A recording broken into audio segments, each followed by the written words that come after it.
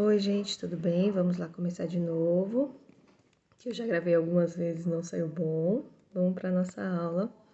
Vamos confrontar informações então sobre a evolução dos seres vivos. Vamos falar um pouquinho sobre Mendel, sobre Darwin, sobre Lamarck, sobre os fósseis, tá? Como eles são evidências da nossa evolução, fazer uma retomada aí dos conceitos que a gente viu.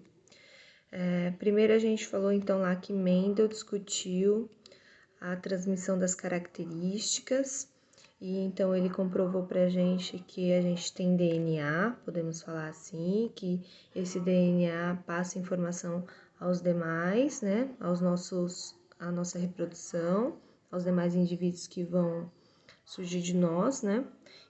Essas características são passadas de geração a geração através do nosso DNA. Depois a gente tem Lamarck com algumas informações. Ele tem aí 3 tópicos principais, vamos falar assim, dos seus conceitos, da sua ideia sobre evolução. A primeira é a lei do uso e do desuso. Então, Lamarck acreditava que a partir do momento que a gente usasse aquele órgão, aquele membro, a gente ia passar aquilo para os nossos descendentes. E tudo aquilo que não era usado, que não era de importância, não era passado aos nossos descendentes.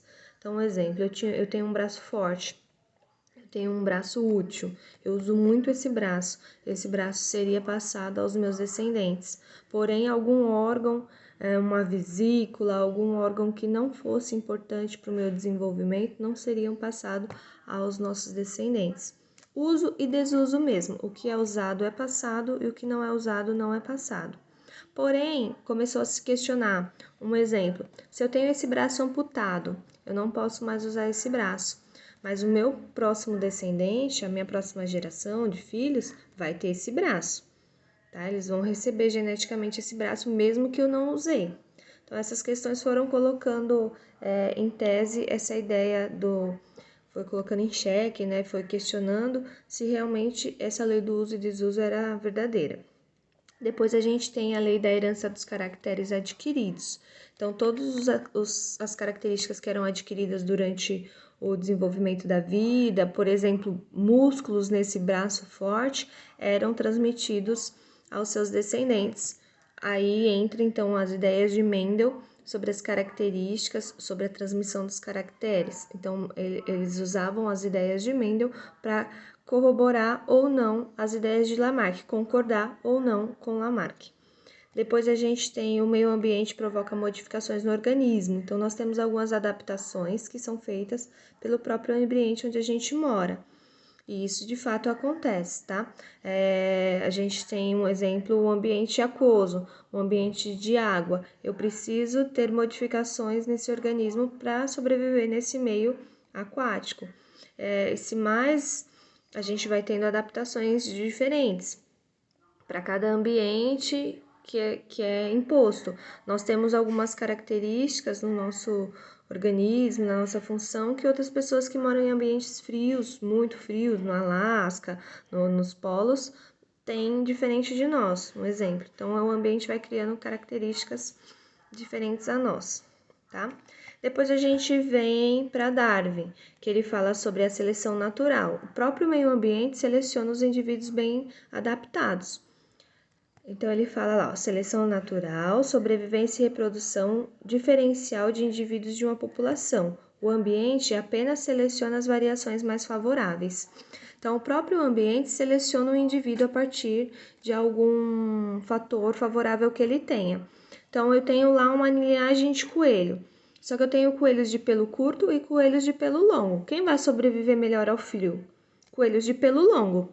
Logo, eles vão chegar a uma idade reprodutiva e vão gerar novos descendentes que vão ser transmitidas características de pelo longo. Então, a genética vai dar pelo longo porque foi o que os pais tinham, pelo longo. Então, na verdade, quem selecionou foi o ambiente. O ambiente frio fez uma seleção de coelhos de pelo longo. Então, com o longo da vida, esses coelhos de pelo longo vão chegar à idade madura e vão se reproduzir e deixar mais descendentes. Com o passar de muitos e muitos tempos, vários anos, vão ter mais coelhos de pelo longo e menos coelhos de pelo curto. podendo até haver a extinção desses coelhos de pelo curto. Um exemplo muito usado são as mariposas, as mariposas brancas e as mariposas escuras. Na época da Revolução Industrial, nós tínhamos muitas mariposas de branca. E aí, essas mariposas brancas se camuflavam no ambiente e os predadores não conseguiam consumi-las, não conseguiam comê-las. Depois, com a Revolução Industrial, muita poluição no ambiente, o ambiente foi se tornando um ambiente mais escuro, quem se camuflava melhor no ambiente eram as mariposas de aparência escura. Então, elas começaram a se sobressair, elas chegavam à idade adulta e começaram a se ter mais mariposas escuras, porque elas chegavam até a idade reprodutiva e davam novos descendentes, do que mariposas de mariposas de cor mais clara, tá? Então, o próprio ambiente vai selecionando quem é melhor adaptado. Quem é melhor adaptado chega mais à idade reprodutiva e deixa mais descendentes. Quem é menos adaptado, normalmente morre antes de se chegar à idade reprodutiva. Nós temos, então, lá na atividade que eu deixei para vocês, a ilustração da girafa. A girafa com pescoço longo, querendo comer as árvores, e a girafa de pescoço curto, querendo comer também lá os galhos da árvore. O que acontece aí, ó? Segundo Lamarck, para ele, o que ele acreditava? Que a girafa tinha o pescoço longo de tanto forçar aquele pescoço para se alimentar. Então, ela fazia o uso daquele pescoço e ia, aos poucos, alongando aquele pescoço, o que dava, então, aos novos descendentes um pescoço mais longo a partir do uso. Já o Darwin falava assim, nós temos algumas girafas que nascem com o pescoço longo por conta do seu DNA e algumas girafas que nascem com o pescoço curto por conta do seu DNA. Porém, as que têm o pescoço longo melhor se alimentam, melhor sobrevivem, chegam à idade reprodutiva e deixam seus descendentes. Já as de pelo curto, já as de pescoço curto, não chegam à sua idade reprodutiva e morrem antes de gerar descendentes.